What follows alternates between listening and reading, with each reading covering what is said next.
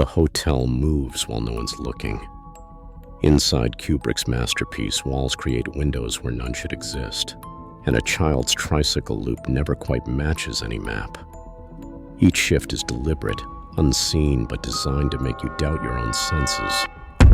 If the Overlook can lie about its shape, what else is hidden beneath its surface?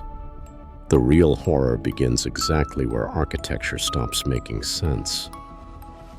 A window in Stuart Ullman's office lets daylight pour in, but if you trace the hotel's exterior, that window has nowhere to go. It sits at the heart of the building, surrounded by corridors on every side. The Overlook's geography begins to lie from the moment you walk in the door. Danny's tricycle ride is mapped with military precision, left-right past the gold elevators, into a looping corridor.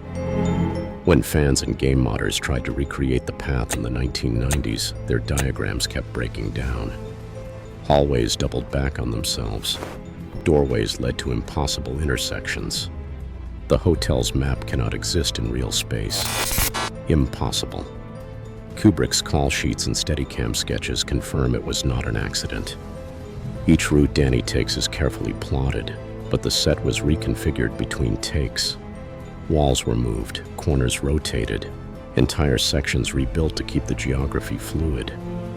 The effect is subtle, most viewers never notice, but the subconscious registers the contradiction.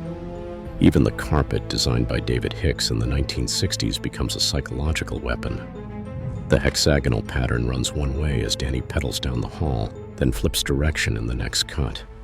Sometimes the pattern points the way forward, sometimes it blocks the path. A simple 180-degree reversal changes whether Danny looks free or trapped, whether threat is behind or ahead. No production record spells out these shifts. There is no memo about flipping the carpet or rotating a corridor, but side-by-side analysis of the tricycle scenes shows the pattern's orientation changes exactly when the story needs a new sense of danger. Fans who mapped the Overlook for early Doom mods proved the set's contradictions were not just practical shortcuts, they were intentional, a kind of architectural possession.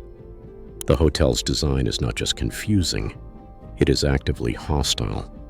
Every step, every turn, is a reminder that the ground beneath your feet cannot be trusted. A row of Calumet baking powder cans lines the pantry shelves. Then, without warning, the arrangement changes. When Jack faces Halloran, the cans are stacked in neat formation, their red and white labels front and center, echoing the peace pipe motif. But as Jack's patience thins and his answers turn cryptic, the cans vanish from view or shift out of order.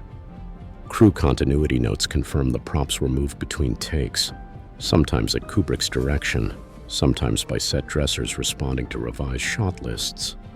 The result is a silent code, peace then erasure, broadcast in the background as Jack makes his unspoken deal with the Overlook. Navajo-style patterns in the Colorado lounge echo this tension, woven into the furniture and stitched into the drapes, layering the set with symbols of violence and memory that most viewers never consciously register.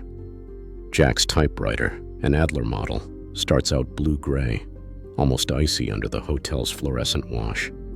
As his manuscript grows and his mind unravels, the machine shifts to a dull beige. Some crew recall Kubrick swapping out the original prop after a few weeks of filming. Others blame the color change on lighting and film stock variations. Prop logs from the shoot are missing, but the timing is unmistakable. The typewriter's transformation tracks Jack's slide from blocked writer to haunted vessel.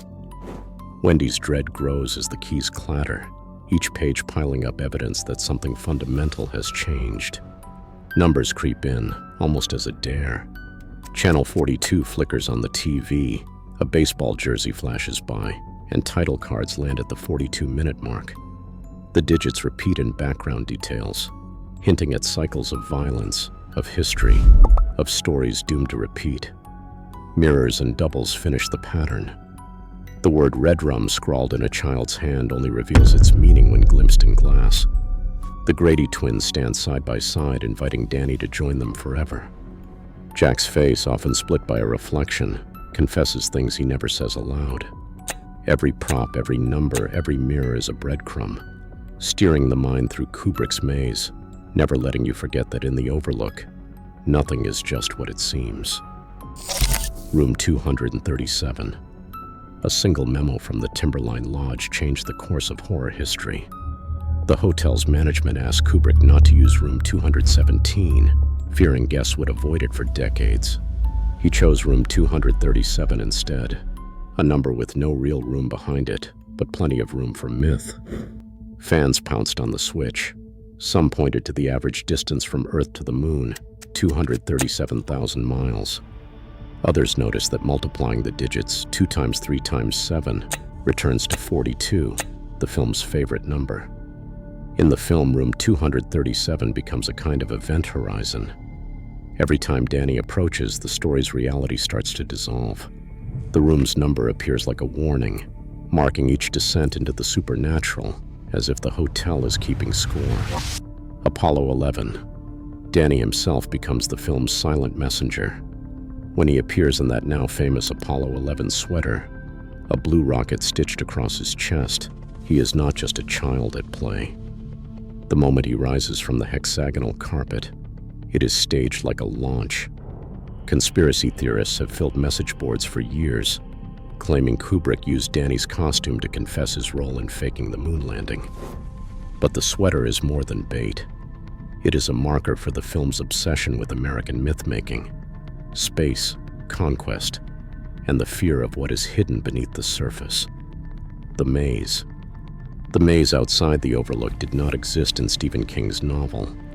Kubrick replaced the book's moving topiary animals with a hedge labyrinth, a decision grounded in both budget and ambition. Overhead shots reduce Jack and Danny to dots lost in a living puzzle. The maze's geometry mirrors the hexagon carpet inside, trapping characters in patterns they cannot escape. The real monster is not a ghost or a bush come to life. It is the structure itself, always shifting, always watching. Sound. Sound becomes the hotel's breath. The tricycle's wheels thud from carpet to wood, then back again, a metronome for the nerves. Kubrick's sound team layered avant-garde strings and electronic drones, pushing tension to the edge of physical discomfort. There is no secret infrasound, just music and rhythm engineered to make your body clench before your mind catches up. Danny, always listening, always watching, becomes the audience's guide through this maze of signals. Every clue woven into the design. Scenes begin to bleed into each other. A corridor fades not into another space, but into a face. Jack's or Wendy's or the twins, layered over the walls like a memory refusing to let go. Dissolves describe this effect. Time and place leaking, the Overlook refusing to let a moment end. Early test audiences reported feeling lost, as if the story itself was being swallowed by the hotel. Kubrick insisted the dissolve stay. He wanted the hotel to feel alive, devouring the story, erasing boundaries until even the seasons blur together. Jack's manuscript is no longer just a stack of pages. Each sheet is typed differently. Some are blocked like dialogue, some indented as if following a new script, others scattered with strange spacing. Crew call sheets show the props team prepared hundreds of unique layouts, each one a visual echo of Jack's unraveling mind. Wendy flips through them in horror, finding not repetition but variation, evidence that the hotel's madness infects not just words but the very structure of thought. The pages become a weapon, a mirror for obsession. Editor transcripts show the sequence was cut to intensify this effect, shuffling the order so the viewer, like Wendy, cannot find a pattern to hold on to. The camera itself begins to stalk. Garrett Brown, the Steadicam operator, recalls Kubrick's direction. Float, think, hunt. The lens glides low behind Danny, then shifts to Jack, circling, closing in. Stalk is the right word. The lens follows, waits, then moves like a living thing. Crew notes detail how doorways and windows were repositioned between setups, not for convenience but to give the hotel agency. The Overlook is staged as a predator, reconfiguring its maze around prey. The Overlook stops being a backdrop and becomes an active hunter, herding its characters toward their fate. This is predatory design at work, a building that moves to capture and contain. In the film's final moments, a black and white photograph reveals Jack at the center of a July 4th, 1921 party. He stands surrounded by strangers, absorbed into the hotel's history. July 4th appears like a seal across the composition. Scholars debate the meaning: time travel, reincarnation, or something stranger, but the composition offers its own answer. Jack is not just present, he has been claimed. The hotel does not kill, it assimilates. In the Overlook, identity is a temporary condition. The building always wins. Kubrick's Overlook isn't just a relic, it's a blueprint for how design manipulates perception. Today, as digital spaces increasingly blur what's real, the lesson is clear.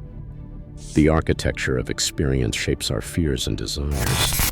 Sometimes the scariest thing is how easily we're led by unseen hands.